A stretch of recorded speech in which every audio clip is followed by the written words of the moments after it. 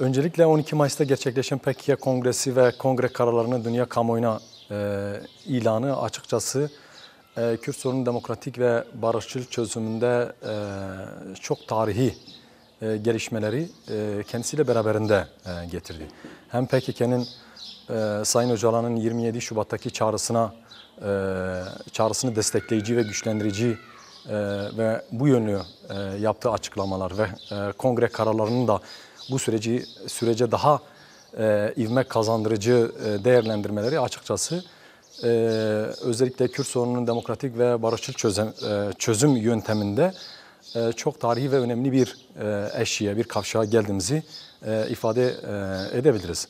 Biz açıkçası Demokratik Bölgeler Partisi olarak özellikle Kürt sorunun demokratik mücadele yönteminde PKK'nın almış olduğu ve bu konuda özellikle demokratik siyasetin, sivil toplum kuruluşlarının ve halkın demokratik siyasal mücadele ekseninde almış olduğu sorumluluk itibariyle bu kongreyi ve kongrenin kararlarını çok önemli ve tarihi değerde bulduğumuzu ifade etmek istiyoruz. Elbette ki PKK'nın yapmış olduğu kongre ve kongre kararları sonrası özellikle bu sorunun çözümüne yönelik adım atılması gerekliliği artık bugün hem Kürt kamuoyunda hem Türkiye kamuoyunda ve dünya kamuoyunda tartışılır hale geldi.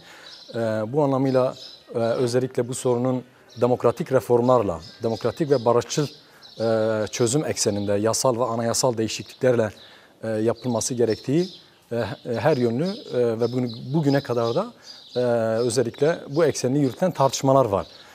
Fakat bugüne kadar da en azından kongre kararlarının hayata geçebilmesi açısından ve bu işin sürdürülebilirliğin olması açısından açıkçası en hızlı bir şekilde yasal ve anayasal ve demokratik reformların hayata geçirilmesi gerekiyor.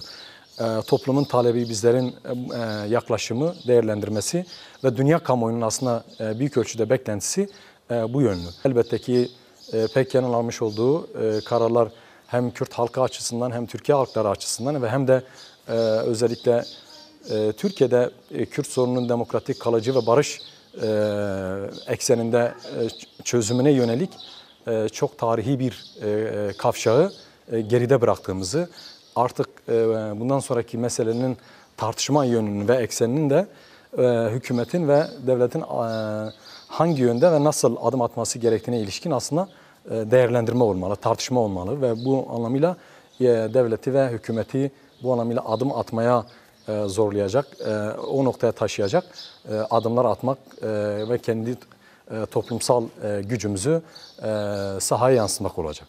Tabii Sayın Öcalan'ın özellikle son görüşmesinde ifade ettiği ve kamuoyuna da yansıyan mesajlar açıkçası bu meselenin çözümüne ilişkin çok tarihsel bir çerçeveyi ortaya koymuş durumda. Çok önemli, hem güncel hem de önümüzdeki dönem açısından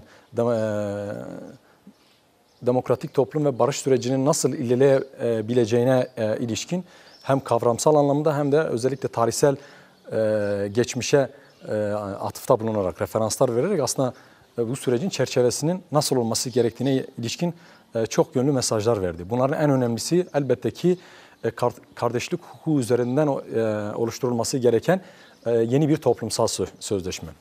Bilindiği gibi özellikle burada Sayın Öcalan Kürt-Türk ilişkilerine çok tarihsel bir referans, yaklaşık 1000 yıllık ve daha da ötesine geçirebileceğimiz bir ilişkiye dayandırarak aslında bu ilişkinin bugüne kadar özellikle tek yanlı, tek yönlü ve Kürt halkının, Türkiye'de yaşayan halkların aleyhine işleyen bir kardeşlik hukukun işlettiğini, dolayısıyla bugüne kadar yaklaşık 600-700 yıldır sürekli olarak ifade edilen, hala da günümüzde de özellikle ümmet İslam'ına dayalı kardeşlik hukukunun bu meseleyi artık çözemeyeceğine ve duygusal kardeşlik kavramlarının ifade edilmesinin artık bu sürecin yükünü kaldırmayacağına dair referanslar vererek, atıfta bulunarak aslında kardeşlik hukukunun eşit yurttaşlık temelinde yasal ve anayasal çerçevesini yeniden çizmemiz gerektiğini ve dolayısıyla burada Kürt halkının eşit yurttaşlık taleplerinden tutalım siyasal, toplumsal bir bütünün aslında varlıksal haklarının tanıyacağı, anayasal güvenceye, yasal ve anayasal güvenceye kavuşturulacağı bir toplumsal sözleşmeyi tarif ediyor. Bu şu anlama gelmekte. Tarihsel olarak bugün sürekli Kürdün aleyhine ve Türkiye'deki halkların inançların aleyhine gelişen ve geliştirilen, sabote edilerek, provoke edilerek geliştirilen kardeşlik hukukunu toplumsal eşit hukuk zeminine ve anayasal zemine oturtarak aslında bu meseleyi tarihsel olarak problem haline gelmiş bu meseleyi toplumsal sözleşme eksenine kavuşturarak güvence altına almaya çalışıyor. Bu elbette ki bunun içerisinde tek başına belki kavramsal olarak Türk-Kürt ilişkilerini ve bunun toplumsal sözleşmesinden bahsediliyor. Fakat Sayın Öcalan'ın bu konudaki özellikle siyasal ve toplumsal perspektifinin ne kadar güçlü ve kapsayıcı olduğunu biliyoruz. Dolayısıyla bunun içerisinde bu toplumsal sözleşmenin içerisinde Türkiye'de yaşayan halklar, inançlar ve kültürel yapıların bir bütünü aslında kendi varlıklarını güvence altına alabilecek ve artık iktidarların, hükümetin ya da devletin dönemsel olarak bunu tek taraflı olarak halkların ve inançların aleyhine işletebileceği bir kardeşlik hukukundan ziyade bir toplumsal sözleşmeye, somut, güvenceye kavuşturulmuş bir toplumsal sözleşmeye kavuşturmaya çalışan yeni bir yol haritasını tarif ediyor. Tabii Sayın Öcalan sadece bu son görüşmesinde ya da son İmralı görüşmelerinde bu yönlü tarifi yapmıyor. Aslında 93'ten bu yana ki Kürt sorunun özellikle demokratik ve barışçıl çözümüne ilişkin temel perspektifi bu yönlü. Yani Sayın Öcalan'ın özellikle 93'te yapmış olduğu açıklamalara da baktığımızda Kürt sorunu etnik temelli bir ayrışmadan ziyade eşit yurttaşlık temelli bir hukuk zeminini ve ekseninde çözmeye çalışan ve bunu da yasal ve anayasal güvence ekseninde ve taleplerin aslında orada zemin bulduğu, ifadesini bulduğu bir yöntemle yaklaşık 35 yıllık bir Sayın Öcalan'ın bu yönlü kesintisiz, şaşmaz bir çözüm tarifi söz konusu. Elbette ki hem güncel gelişmeleri de içerisinde barındırarak nitekim tarihsel gelişmeler ve olumsuz örneklere de atıfta bulunarak aslında bu sorunun nasıl çözülebileceğine dair, nasıl güvenceye kavuşturulabileceğine dair Sayın Öcalan son görüşmesinde bu işi kavramsal bir çerçeve oturttu. Kardeşlik hukuku temelinde yeni bir toplumsal sözleşme ekseninde Kürt sorunun demokratik ve barışçıl çözümünü sağlayabiliriz.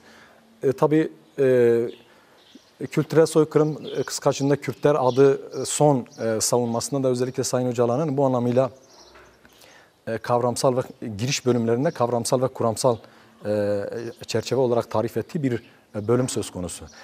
Elbette ki bugüne kadar özellikle iktidarların, devletin ve bir bütün olarak aslında egemen elit kesimlerin bazı tarihsel kavramlara yönelik yüklemiş olduğu anlam çarpıtmalarına karşı Sayın Öcalan bu anlamıyla çok tarihsel kavramlar, doğru ve toplumsal hakikati ve gerçekliği olan kavramlar üreterek aslında tarihsel meselelerin, Kürt sorunu gibi tarihsel ve toplumsal meselelerin nasıl çözülebileceğine dair ilk etapta bir zihinsel inşa ile beraber aynı zamanda bu zihinsel inşanın, düşünsel inşanın kavramsal metodolojisini de ortaya koyuyor. Nitekim kardeşlik hukuku temelindeki yeni bir toplumsal sözleşme ekseninde bu sorunun çözümü aslında Sayın Öcalan'ın savunma sistematiğinden bağlantılı olduğunu ve olabileceğini öngörmek mümkün açıkçası. Türk ve Kürtlerin özellikle 1000 yıllık Anadolu, Mezopotamya ve Kürdistan coğrafyasında yan yana oluyor oluşu hem stratejik hem de jeostratejik yani coğrafi konumları itibariyle hem bölgesel ve küresel güç ilişkileri itibariyle aslında tarihsel anlamda birbirleriyle ilişki ve ittifak geliştirmelerini aynı zamanda zorunlu kılıyor.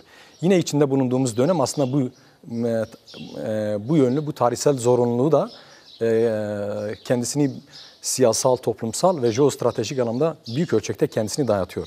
Sayın Öcalan aslında burayı tarif ederken aynı zamanda bugüne kadar bu ilişkilerin nasıl tahrip edildiğini, sabote edildiğini, adeta Türk ve Kürt halkları arasında tarihsel olarak kurulan kültürel, siyasal ve politik bağların, köprüleri nasıl havaya uçurulduğunu ve buraların aslında havaya uçurulanın birbirinden uzaklaştırılanın nasıl tekrardan o tarihsel, siyasal, toplumsal ve kültürel onarımının nasıl olabileceğine dair güçlü mesajları var, güçlü değerlendirmeleri var.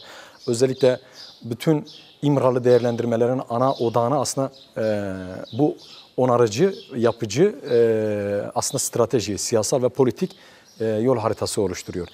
Elbette ki yine mesajında kimi en önemli noktalardan bir tanesi bu süreci tarif ederken bu sürecin mayınlarla ve tuzaklarla olduğunu ve olabileceğini tarif ederken bu anlamıyla özellikle devletten ve hükümet kanadından hem bölgesel hem de küresel bazı güç odaklarının aslında bu tarihsel ilişkiyi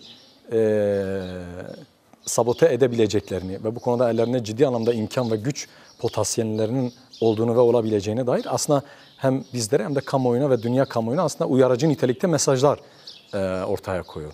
Elbette ki bugüne kadar tarihsel, toplumsal, kültürel, siyasal, politik olarak her anlamıyla özellikle ulus devlet ve bunun etrafında kışkırtılmış milliyetçilik ekseninde neredeyse bu ilişki bağları tamamen sivriltilmiş ve kışkırtılmış durumda. Dolayısıyla bugün birbirini anlamaktan uzak, birbirinin kültürel, siyasal ve politik değerlerini aslında benimsemekten uzak toplumsal kültür ve halk gerçekliğinden ziyade karşı karşıya neredeyse konumlanmış ve her yönü kışkırtılmış, karşı karşıya getirilmiş halk gerçekliğinden bahsediyoruz. Türk-Kürt ilişkilerini ve toplumsal gerçekliğini aslında bu yönüyle tarif etmek mümkün. Sayın Öcalan işte aslında hem bizlere yönelik uyarıcı mesajlarıyla aynı zamanda nerelere dikkat etmemiz gerektiğini yönelik bizlerin odağını ve dikkatini buralara çekmek isterken aynı zamanda çözümde yol alabilmenin ve çözümde bu konuda irade ve inisiyatif sahibi olabilmenin yol yöntemlerini de gösteriyor. Bu anlamıyla özellikle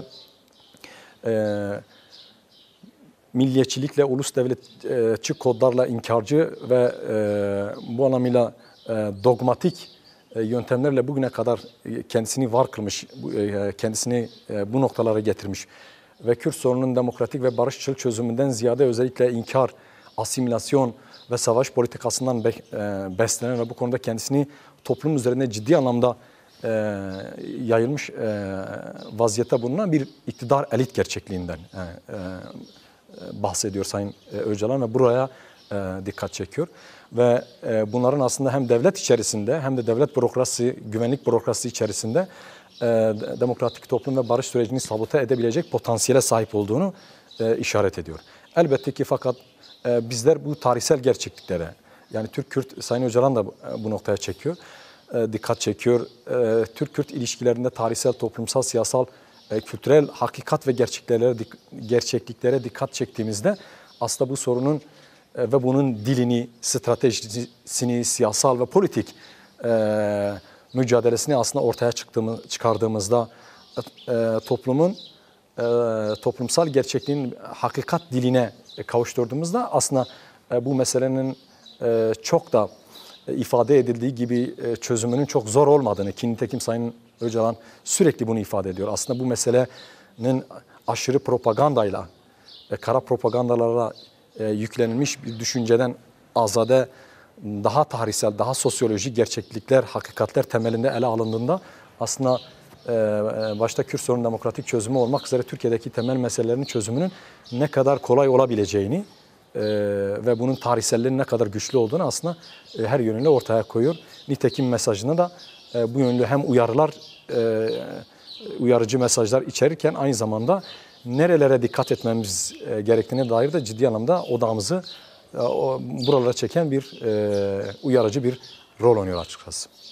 Tabii ki Kürt sorununun demokratik çözümü ve barışçıl çözümü meselesi gündeme gelince elbette ki esas olarak tartışılması gereken sivil, demokratik, özgürlükçü bir anayasa meselesi oluyor. Fakat toplumun hafızasında ve hepimizin hafızasında da yakın hafızasında şöyle bir durum da söz konusu. Bugüne kadarki onlarca iktidar yeni demokratik ve sivil bir anayasa meselesini sürekli kendi iktidarlarına kurban eden ve bu konuda hiçbir şekilde bu anayasayı ortaya çıkaracak siyasi ve iktidar gücünden geri kaldıklarını, yoksun kaldıklarını, aslında temel bir strateji haline getirmediklerini biliyoruz. Dolayısıyla sürekli aslında kendi dönemsel, günlük siyasi ve çıkar politikalarına heba eden, kurban eden bir gerçeklik durumu söz konusu. Bu anlamıyla yeni sivil, demokratik ve özgürlükçü bir anayasanın yapılacağına dair yürütülen tartışmalar toplumda evet ciddi anlamda böylesi bir beklenti söz konusuyken aynı zamanda iktidarlara ve hükümetlere yönelik de böylesi bir güvensizlik durumu söz konusu.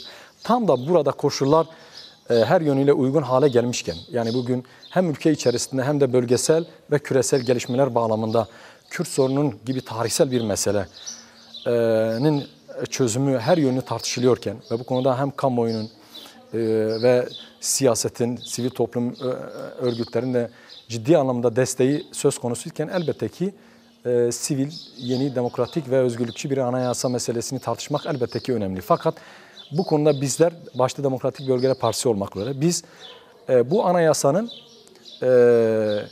iktidarın ve iktidarların, hükümetin günlük siyasi çıkarlarına kurban edilmemesi gerektiğini ve edilemeyecek kadar önemli ve hayati bir mesele olduğuna ilişkin hem uyarıcı hem de bu konuda toplumu bilgilendirici noktada durmamız gerektiğini farkındayız.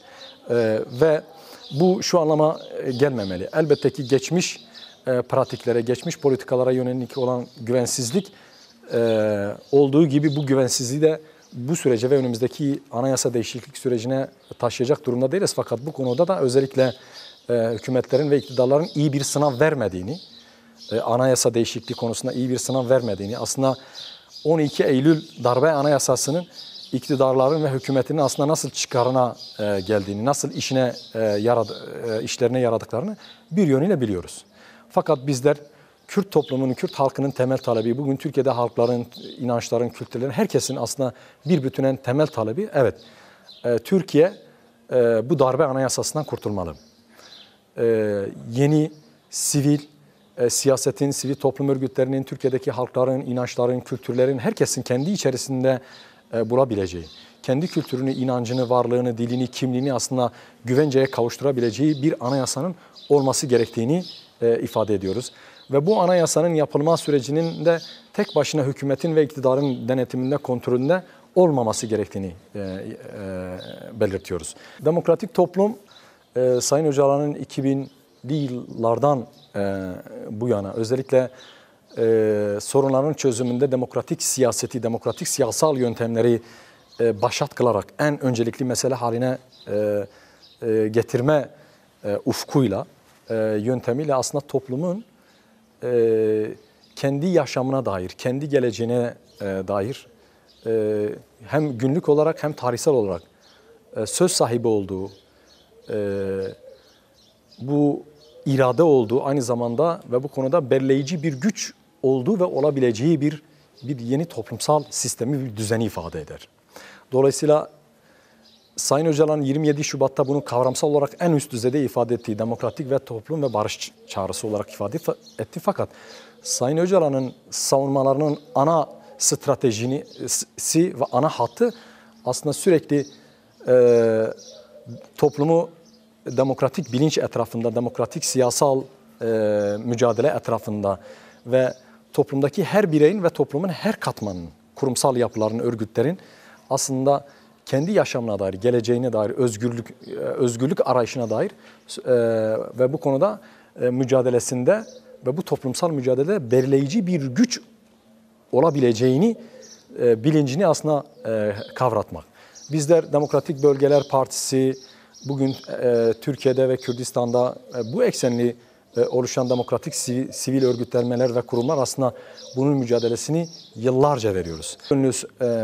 Karar sahibi olduğu, söz sahibi olduğu, eleştirileriyle, önerileriyle yaratıcı geliştirdiği yaratıcı yöntemlerle aslında kendi yaşamında belirleyici bir pozisyonda olabileceği bir toplumsal sistemi, bir toplumsal düzeni ifade eder. Bu anlamıyla toplumun siyasal, kültürel ve politik yaşamında önemli bir bilinç aşamasına geldiği ve gelebileceği bir toplumsal sistemdir aslında demokratik toplum düzeni, demokratik toplum sistemi. Toplumun adına aslında söz söyleyebilecekleri ve sürekli bunu toplumun bilincine, zihnine enjekte ettikleri bir siyasal strateji geliştiriyorlar. Ve bunun aslında toplumun özgürlük arayışına, demokrasi arayışına birlikte ve eşit özgür yaşam arayışlarına bugüne kadar cevap veremediğini, artık sistemin tıkandığını, bu anlamıyla demokratik siyasetin tıkanan kalanlarını Sayın Öcalan demokratik toplum bilincini daha üst bir noktaya taşıyarak ve bunun kurumsal ve yapısal sistemini daha da büyüterek toplumun bütün yaşam alanlarına taşırmaya çalışarak aslında bugüne kadar özellikle iktidardan ve devletlerden gelen tek yönlü baskıyı kırarak bu külliyat, bu geniş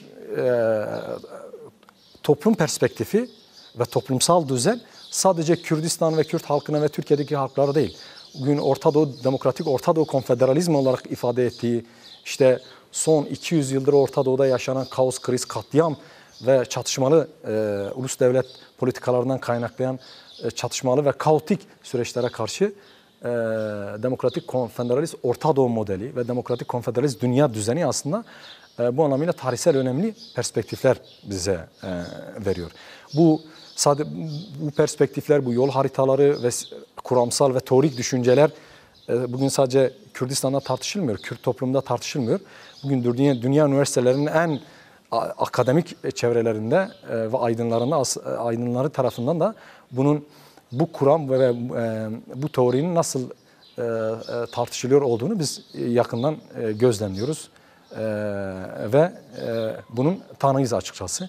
Elbette ki bu demokratik toplum düzeni, sistemi, bunun kuramsal, siyasal ve politik örgütlenmeleri ve toplumsal, kültürel örgütlenmelerinin nasıl zemin bulacağı, toplumun yaşamında hayat bulacağı, yeşerebileceği, yaşamın her alanda nasıl filizlenebileceğine dair Sayın Öcalan bu anlamda güçlü önermeler, güçlü değerlendirmeler ortaya koyuyor.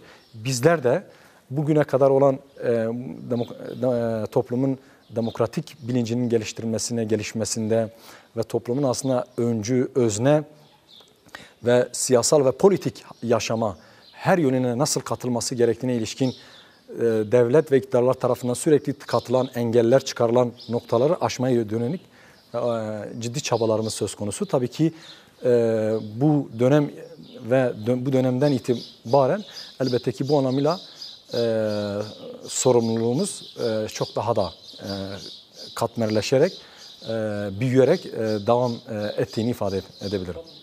Elbette ki Demokratik Bölgeler Partisi ve demokratik ilişkili içerisinde olduğu bütün kurumlar, sivil toplum örgütleri, kadın hareketleri, gençlik örgütlenmelerinden tutalım. Bugün Kürdistan'da ve Türkiye'de bu anlamıyla sayısız demokratik toplum örgütlenmeleri ve demokratik toplumun siyasal ve politik bilincini geliştirme bağlamında kendisini bugüne kadar taşıyan, ciddi mücadeleler veren, ciddi emekler ortaya koyan kurumlar ve yapılar söz konusu. Bunların en önemlilerinden bir tanesi elbette ki Demokratik Bölgeler Partisi. Kendisi bu anlamıyla Kürdistan halklarının, Kürdistan toplumunun, Türkiye halklarının aslında demokratik, siyasal ve kimlik bilincinin geliştirilmesinde bir arada eşit, özgür bir şekilde ve özgür bir topluma, demokratik bir toplum düzenine nasıl ulaşılabileceğine dair yürüttüğümüz çok güçlü mücadeleler söz konusu. Bugüne kadar da, şimdiye kadar da biz bu mücadelemizi bu yönlü kapsamlı bir şekilde sürdürüyoruz. Bizlere hem daha farklı siyasal ve toplumsal kesimlerle ilişkilenme ve aynı zamanda da mücadeleyi, siyasal demokratik bilinci ve özgür yaşam bilincini geliştirme bağlamında elbette ki daha büyük sorumluluklar yüklemekte ve bizler de bu sorumluluğu taşımanın iddiasını yaparken aynı zamanda bu konuda halkı, toplumu birlikte mücadele eder bir noktaya taşımanın da hem mücadelesini veren hem de çabasını gösteren bir pozisyonda, bir noktada olduğumuzu belirtebilirim. Elbette ki bu Kürt sorunun demokratik ve barışçıl çözümünde Sayın Öcalan'ın, bizlerin Kürt siyasi hareketinin bugüne kadar sürekli tarif ettiği önemli merkezlerden bir tanesi Türkiye Parlamentosu, Meclisi. Bu anlamıyla özellikle bu sorunun çözümünde önemli bir rol oynayabileceğini, hem bunun Türkiye toplumsal zemininde hem de aynı zamanda uluslararası arenada işin büyük anlamda toplumsal meşruiyetinin oluşması bağlamında da önemli bir merkezlerden bir tanesi. Bu anlamıyla bu işin çok zamana uzun, belirsiz bir zamana yayılmaması açısından elbette ki kimi pratik önerilerimiz geçmişten günümüze olduğu gibi devam ediyor. Bunların başında en önemlisi özellikle yetkilendirilmiş, inisiyatif kılınmış ve siyasi partilerin temsilcilerinden oluşan yasal ve anayasal reformların aslında ana çerçevesini, taslaklarını çıkarabilecek bir komisyonun oluşturulmasına yönelikti. Bu konuda elbette ki siyasi partiler kendi fikir ve düşünceleri etrafında farklı öneriler gerçekleştirebilirler. Fakat bizler açısından en önemli ve bu meselenin hayati oluşu bağlamında en önemli, komisyon açısından en önemli mesele bu. Şunu biliyoruz ki elbette ki Türkiye parlamentosuna bugüne kadar gerek hukuksuzlukların gerekse antidemokratik uygulamaların çözümüne yönelik oluşturulan komisyonların esas işlevi süreci zamana yaymak, toplumun zihninden, hafızasından uzaklaştırmak ve bu konuda neredeyse işi sürüncelemede bırakıp görünmez ve çözümsüz kılmaya yönelik oluşturulmuş komisyonlar. Yani 96 susurluk olaylarından tutalım Kürdistan'da yaşanan hak ihlallerine kadar, bugüne kadar en azından meclis insan hakları bağlamında oluşturulan bütün komisyonların esas olarak işlevi böyle oldu. Kürdistan'da köy yakmalarından tutalım faili meşru cinayetlerin araştırması, incelenmesine kadar oluşturulan komisyonlar bugüne kadar hiçbir sonucu aslında ortaya çıkarmadı. Bu şu anlama gelmiyor elbette ki bizler açısından.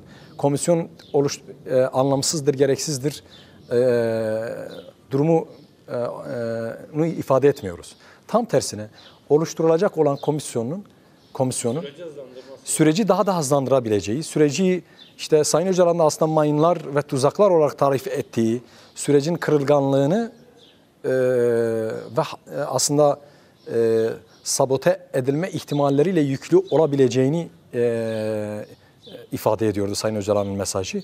İşte aslında bu uyarıyı ve bu mesajı da esas alarak, dikkate alarak komisyon bu süreci zamana yaymadan oluşturacak komisyon yetkilendirilmiş, inisiyatifli kılınmış ve hızlı bir şekilde bütün dikkatini yasal ve anayasal reformları gerçekleştirmekle ve bunun üzerinden oluşturulacak bir komisyonun bu sorunun çözümüne güçlü hizmet edebileceğine, katkı sunabileceğine dair bizim bir öngörümüz söz konusu.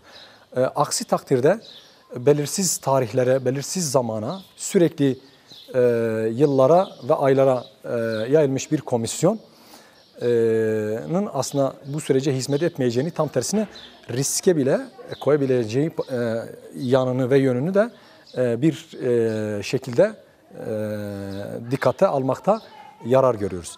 Elbette ki bizlerin talebi ve arzusu şu, bu komisyonun hızlı bir şekilde kurulması ve bayram sonrası hızlı bir şekilde hayata geçirip meclis tatile girmeden, özellikle Temmuz ayında biliyorsunuz Türkiye Parlamentosu tatile giriyor. Meclis tatile girmeden yasal ve anayasal değişikliklerin ana omurgasının, ana çerçevesinin çıkarılıp ve bu konuda aslında pratik adımlara geçebileceği bir inisiyatifle, bir yetkiyle kendisini kınanmış olmasıdır. Aksi takdirde bu komisyon çok farklı tartışmalara ve toplumun aslında bu sürece ilişkin inancında da ciddi anlamda bir zayıflamaya da sebebiyet verecek bir noktada da durabilir. Bu sürecin devlet ve PKK ekseninde, yörüngesinde çıkarmak, tartışmaları bu eksende yürütmek özellikle çözüme çok büyük katkı sunmayacağını öngörüyoruz, düşünüyoruz. PKK 12. Kongre kararlarıyla aslında bu meselenin çözümüne dair büyük sorumluluğu, tarihsel sorumluluğu demokratik siyasete, siyasi örgütlere, sivil toplum örgütlerine, Türkiye halklarına, inanç kesimlerine ve kanaat örgütlerine, yani aslında toplumu oluşturan tüm dinamiklere yüklediğini biliyoruz. Ve bu konuda tarihsel inisiyatif alıp bu meselenin halklar lehine çözülmesi gerektiğine dair çok tarihi kararlar aldı. 12 Mayıs'tan bu yana elbette ki herkesin bu meselenin çözümünde hayati rol oynayabileceği, kişilerden kurumlara, örgütlerden siyasi partilere ve muhalefetten hükümete, iktidara ve devlete kadar aslında herkesin canla başla bu meselenin çözümüne dair ve nasıl çözülmesine gerektiğine ilişkin düşüncesini, fikrini ve yol haritasını aslında ortaya koyması gereken bir dönemdeyiz. Tek başına bu süreci Kürt siyasi hareketine yıkmak, Kürtlere yıkmak elbette ki bu sorunun çözümünde büyük bir haksızlığı da beraberinde getirecek. Nihayetinde bu sorunun çözümü tek başına Kürt meselesinin çözümü olarak ifade edilmeyecek. Tek başına Kürtlerin hak ve özgürlük taleplerinin yerine getirilme mücadelesi değil. Türkiye'de hukukun, demokrasinin, özgürlüklerin ve Türkiye halklarının aslında özgür ve demokratik geleceğinin yeniden inşası ve herkesin burada güç alabileceği, herkesin buradan çıkarının olabileceği, herkesin buradan aslında buradan daha da büyüyebileceği bir siyasal ve toplumsal iklim ve atmosfer ortaya çıkmış durumda. Dolayısıyla bu herkesin meselesi olmalı. Çözüme ilişkin gücünü ortaya koyabilirse ve bunun zeminini biz oluşturabilirsek bu meseleyi çözebiliriz. Bu meseleyi iktidarın, hükümetin ya da devletin bazı birimlerinin, bürokratların inisiyatifinden de çıkarabilecek ve topluma mal edebilecek bir noktaya da taşıyabiliriz. Ve mayınlardan ve tuzaklardan, Sayın Öcalan'ın ifade ettiği gibi mayınlardan ve tuzaklar olarak ifade ettiği bu kesimlerin denetiminden de kontrolünden de ve sabote etme ve edilme ihtimalinden çıkarıp aslında toplumun sigortası haline gelebilecek, toplumun güvencesi olduğu bir barış ve demokratik çözüm sürecine evrilebiliriz tabii. Bir yandan bu süreci ele alırken bir yandan da baskılar, gözaltılar, şafak operasyonlarıyla aslında bu süreci sürdürmek, bu süreci sekteye sabote etmekten ziyade bu sürecin toplumsal meşruiyetini zedeleyebilecek bir durumu teşkil ediyor. İşte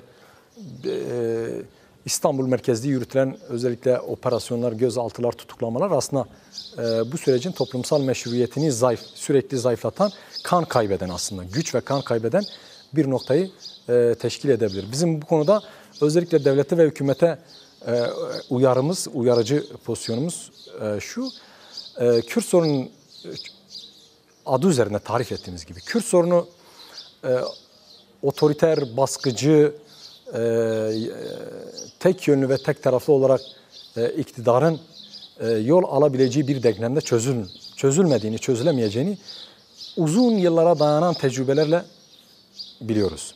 Dolayısıyla bugün Türkiye'nin gelmiş olduğu siyasal ve toplumsal kriz, ekonomik kriz ve Türkiye'nin önünde çözülmesi beklenen tarihsel meseleler, çözülmesi gereken bölgesel gelişmeler kapsamında meseleler aslında Türkiye'nin hem iç siyasetinde hem de dış politikasında barışçıl, kapsayıcı, demokratik, kucaklayıcı bir politikayı, bir dili, bir stratejiyi hayata geçirmesini zorunlu kılıyor. Sayın Öcalan önceki görüşmelerinde ifade etmişti aslında buraya. Barış sürecinin dilini ve politikasını ve siyasetini oluşturmak gerekiyor.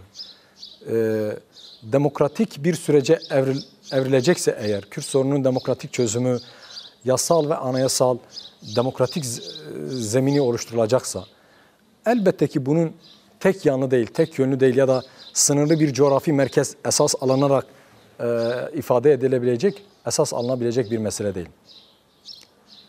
İstanbul'a yönelik İstanbul Büyükşehir Belediyesi etrafında sistematik bir baskıyı uyguladığınızda Kürt toplumuna, Türkiye halklarına yönelik bu sorun çözümünde ciddi anlamda bir güvensizliği tetiklemiş oluyorsunuz. Bugüne kadar tıkatmış olduğu, tahrip etmiş olduğu kanalların aslında ona kendi açısından yapıcı ve onarıcı bir yola girmesi gerektiğini, bir siyasi yola girmesi gerektiğini belirtiyoruz. Sayın Öcalan işte yeni köprüler kurmamız lazım.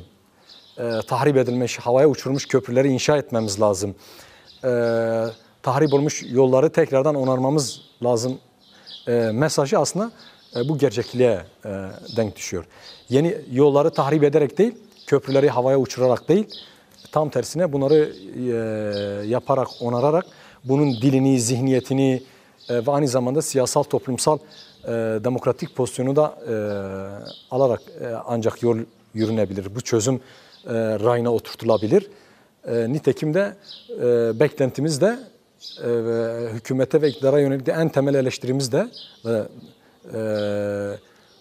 bugüne kadar en azından bu sistematik baskı bir yönüyle bu çözüm parametresine girerken bir yönüyle baskıcı, otoriter tavrından hiç vazgeçmiyor oluşu bizler açısından kabul edilebilir ve kabul edeceğimiz bir durum değil. Yani yine Kürt halkı talepleri var işte ki PKK. Evet, Sayın Öcalan'ın son mesajı bu sürecin gelişimine ve bu sürece dair bağlılığını ve iradesini ortaya koyan bir gerçekliğe denk düştüğünü, tekabül ettiğini görüyoruz. Nitekim özellikle 27 Şubat'tan bu yana Sayın Öcalan ve PKK'nın art arda birbirini tamamlayan, birbirini bütünleyen aslında ve 12. Kongre kararına kadar kendisini getiren ve en son Sayın Öcalan'ın son mesajıyla da aslında neredeyse ciddi anlamda çerçevesine kavuşturulmuş denklem bugüne kadar aslında bu sürece olan bağlılığın gereğini ifade ediyor ve bu konuda topluma, halka güven veren bir gerçekliğe denk düştüğünü belirtmemiz lazım. Tabii bunun diğer tarafında özellikle hükümetin ve iktidarın bu sürece bağlılık ve bağlılığın gereklerini yerine getirme konusunda hala topluma yeterince güvence vermediğini, güven vermediğini belirtmemiz lazım. Özellikle bu konuda atılması gereken yasal ve anayasal adımların ve bu konuda yasal adımların yol haritasının toplumla, kamuoyuyla belli ölçülerden paylaşılması gerektiğini, toplumun bu anlamıyla siyasetin, toplumun ve toplumsal dinamiklerinin düşüncesini ve fikrini almaması ve bu konuda herhangi bir stratejisini kamuoyuyla paylaşmaması elbette ki iktidarın ve devletin bu sürece dair güvensizliğini oluşturuyor. Tabii ki Kürtler, Türkiye halkları, inançlar, her kesim bu süreçten umutlu. Fakat bu umutlu durumlarının iktidar ve devlet tarafından en hızlı şekilde artık bir yol haritasına, bir programa dönüştürülmesi gerektiğini ifade ediyoruz. Nasıl gerektiğini, bu anayasanın ne bir iktidarın ne de herhangi bir hükümetin belli kesimin denetiminde, kontrolünde ya da zihinsel baskı gücüyle, iktidar gücüyle aslında belirgin olmadığını, toplumun herkesin kabul edebileceği, savunabileceği bir demokratik bir anayasaya ihtiyaç var. Elbette ki bugüne kadar özellikle Kürt halkına yönelik, Kürdistan halkına yönelik iktidarların ve devletin uygulamış olduğu baskı politikasından kaynaklı bugün cezaevlerinde on binlerce siyasi tutuklunun bulunduğunu, düşüncesini, fikrini, özgür düşüncesini, itirazını geliştirdiği için cezaevlerinde tutulan on binlerce arkadaşımız, yol arkadaşımız söz konusu.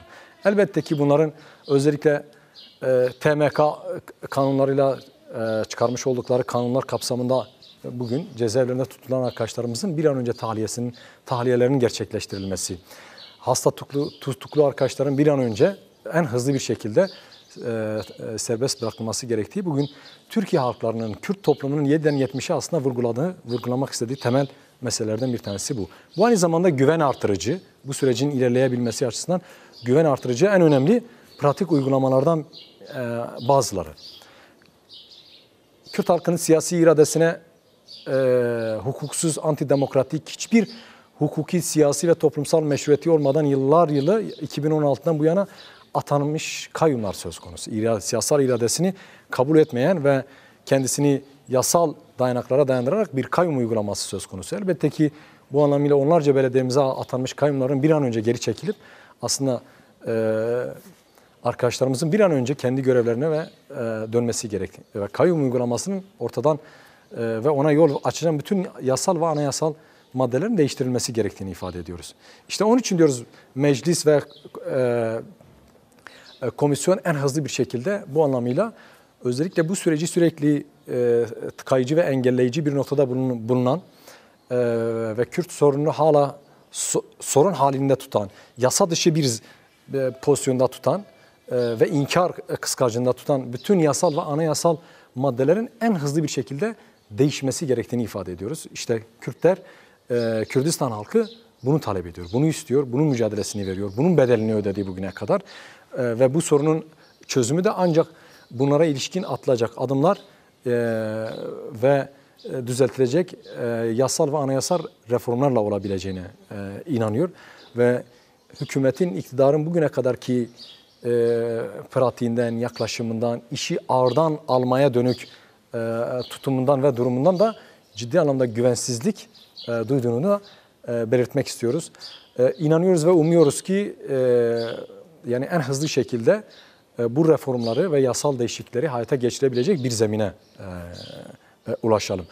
Bunun zamana yayılması halinde, bunun belirsiz zamanlara yayılması halinde iktidarın bu politikasını, bu işi yavaştan alma, ağırdan alma politikası sürdükçe toplumun da bu sürece olan inancı ve katılımı da ciddi oranda düşebileceğini buradan bir kez daha ifade etmek istiyorum. Sürecin başarıya ulaşması için bütün gücümüzle, inancımızla biz bu sürecin başarıya ulaşması için halkımızın, halklarımızın bugüne kadar mücadelesini verdiği özgür, demokratik, eşit bir toplum, bir yaşam arayışına ulaşmak için bütün gücümüzle, bütün çabamızla, yeteneğimizle, varlığımızla bu sürecin içerisinde olacağız.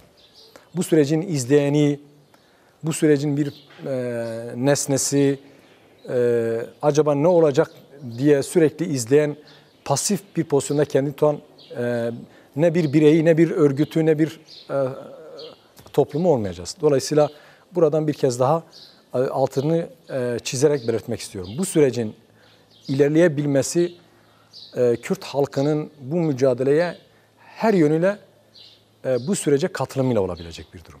Halk olarak tarihsel bütün kimlikleriyle kendisini görünür kıldı, kendisini var kıldı, kendisini kurumsallaştırdı, siyasallaştırdı ve bugün bölge ölçeğinde önemli bir aktör haline getirdi.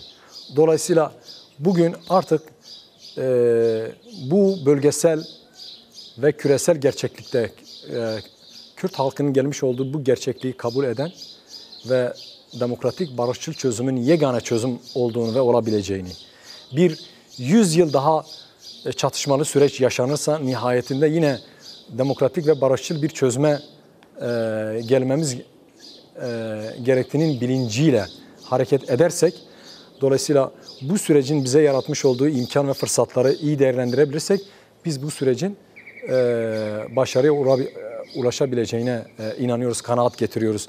Buna denk düşebilecek bir gücümüzün de olduğunu ifade ediyoruz. Bu anlamıyla hem devleti de hem de hükümeti adım atmaya zorlayabilecek siyasal ve toplumsal gücümüzün olduğunu da biliyoruz. Dolayısıyla yeter ki bunu doğru yerde değerlendirmek, harekete geçirmek ve zamana yaymadan bu meseleyi çözüme kavuşturmak diyorum.